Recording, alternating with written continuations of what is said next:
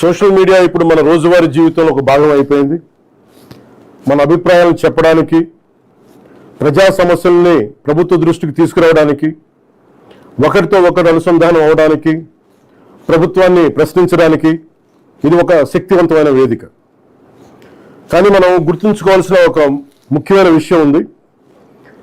Freedom of speech అనేది పూర్తిగా అపరిమితమైన హక్కు కాదు. దానికి కొన్ని పరిమితులు ఉన్నాయి. ఒకరి హక్కులను మరొకరు ఉల్లంఘించే స్థాయికి వెళ్ళినప్పుడు,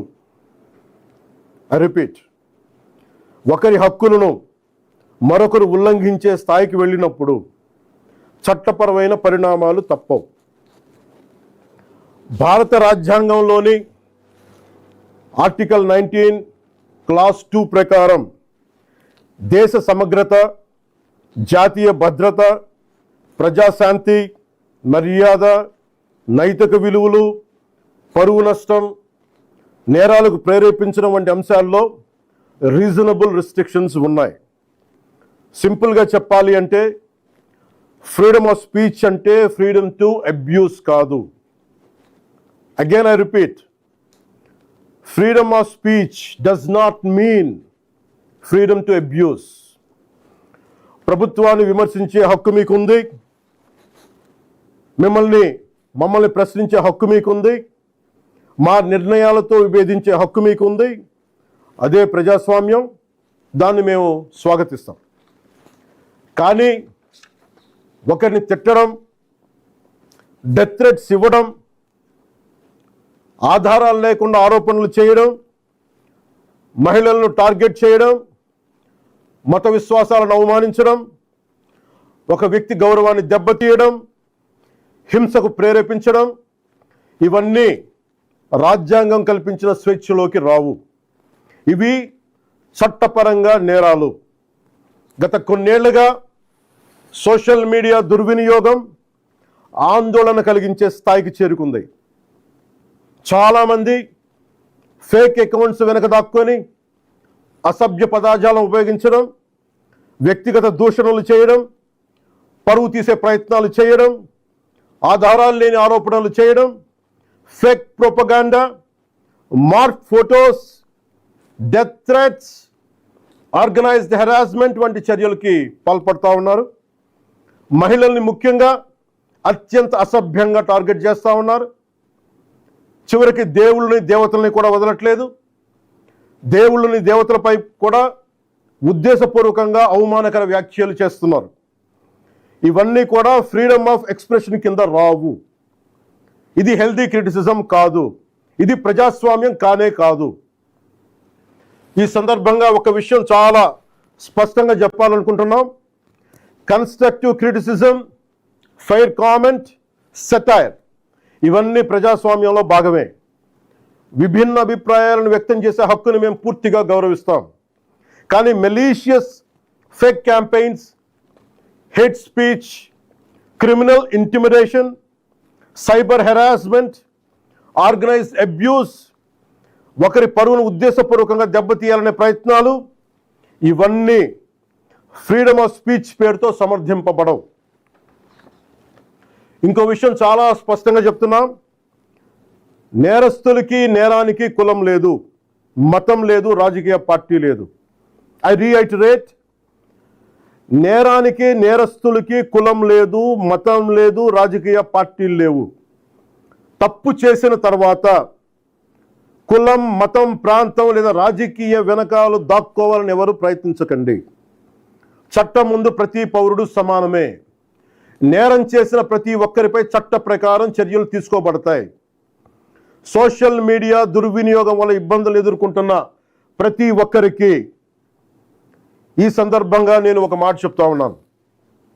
మీరెవ్వరూ ఒంటరి వారు కాదు. మీకు ప్రభుత్వం అండగా ఉంటుంది. డిప్యూటీ చీఫ్ మినిస్టర్ ఆఫీస్లో సోషల్ మీడియా దుర్వినియోగానికి సంబంధించిన ఫిర్యాదులు స్వీకరించేందుకు ప్రత్యేక వ్యవస్థని ఏర్పాటు చేయబోతున్నాం. స్క్రీన్ షాట్స్, లింక్స్, వీడియోస్ లేదా ఇతర డిజిటల్ ఎవిడెన్స్తో ఫిర్యాదు చేయవచ్చు. ప్రతి జెన్యూన్ కంప్లైంట్ను పరిశీలించి సంబంధిత అధికారులకు పంపించి చట్టపరమైన చర్యలు తీసుకునేలా చేస్తాం. అలాగే పదే పదే ఫేక్ అకౌంట్స్ ద్వారా దుర్వినియోగానికి పాల్పడుతున్న వారిని గుర్తించి వారి వివరాలని ప్రభుత్వానికి అందించాలని బాధ్యత గల పౌరులుగా కోరుకుంటున్నాను. ఇది కేవలం ప్రభుత్వ బాధ్యత మాత్రమే కాదు, మీ అందరి బాధ్యత, మనందరి బాధ్యత. ఇలాంటి నేరాలకి పాల్పడిన వారిపై భారతీయ న్యాయ సంహిత BNS, భారతీయ నాగరిక్ సురక్షా సంహిత BNSS, ఇన్ఫర్మేషన్ టెక్నాలజీ యాక్ట్ 2000 మరియు ఇతర సంబంధిత చట్టాల ప్రకారం కఠినమైన చర్యలు తీసుకుంటాం. కేసు స్వభావాన్ని బట్టి BNS section 351 death threats, criminal intimidation, anonymous threats. BNS section 352 ఉద్దేశపూర్వక అవమానాలు, గొడవలకు ప్రేరేపించే వ్యాఖ్యలు. BNS సెక్షన్ 353 తప్పుడు సమాచారం, రూమర్స్, పబ్లిక్ మిస్చీఫ్కి దారితీసే పోస్టులు.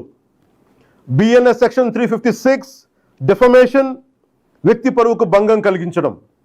BNS సెక్షన్ 79 మహిళల గౌరవాన్ని దెబ్బతీసే వ్యాఖ్యలు లేదా చర్యలు.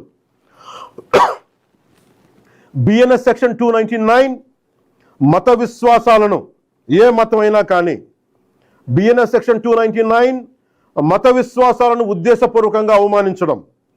BNS సెక్షన్ 196 వర్గాల మధ్య విద్వేషాన్ని రెచ్చగొట్టే చర్యలు. Information technology act sections 66C and 66D fake accounts, identity theft, online impersonation. Information technology act section 67 obscene లేదా అసభ్యకరమైన ఎలక్ట్రానిక్ కంటెంట్. అవసరమైతే information technology act section 69A ప్రకారం చట్టవిరుద్ధమైన ఆన్లైన్ కంటెంట్ పై కూడా చర్యలు తీసుకునే అవకాశం ఉంది. ఈ వ్యవస్థని మరింత బలోపేతం చేయడానికి ప్రత్యేక టాస్క్ ఫోర్స్ని ఏర్పాటు చేస్తున్నాం. సైబర్ క్రైమ్ పోలీస్ మరియు ఇతర లా ఎన్ఫోర్స్మెంట్ ఏజెన్సీస్తో కలిసి పనిచేస్తూ సోషల్ మీడియాలో జరిగే నేరాలపై చాలా వేగంగా చర్యలు తీసుకుంటాం. ప్రతి పౌరుడికి నేను విజ్ఞప్తి చేస్తున్నాను, ఫేక్ అకౌంట్స్, డెత్ థ్రెట్స్, మహిళలపై అసభ్యకర పోస్టులు, మతాలను అవమానించే పోస్టులు, ఆర్గనైజ్డ్ మిస్ఇన్ఫర్మేషన్ లేదా చట్టవిరుద్ధమైన కంటెంట్ కనిపిస్తే దయచేసి దాన్ని ఫార్వర్డ్ చేయకండి, ప్రమోట్ చేయకండి. దానికి సంబంధించిన screen shot, URL, date, time వంటి ఆధారాలను భద్రపరిచి అధికారులకు ఇవ్వండి. మీ సహకారం వల్ల ఎన్నో నేరాలను అరికట్టవచ్చు. అవసరమైతే సోషల్ మీడియా దుర్వినియోగాన్ని అరికట్టేందుకు కొత్త లెజిస్లేషన్ తీసుకురావడానికి ఈ ప్రభుత్వం సిద్ధంగా ఉంది. అదే సమయంలో రాజ్యాంగం కల్పించిన ఫ్రీడమ్ ఆఫ్ స్పీచ్ని పూర్తిగా పరిరక్షిస్తాం.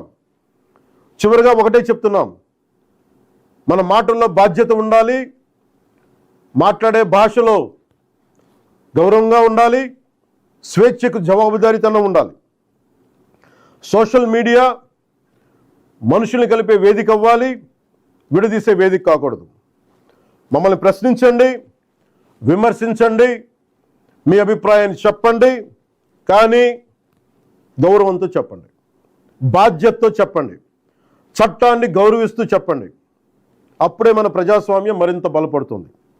అలా కాకుండా మా ఇష్టానికి మాట్లాడతాం, మా ఇష్టానికి ఏదైనా అంటామంటే I promise you will face the legal consequences. Thank you. Jai Hind.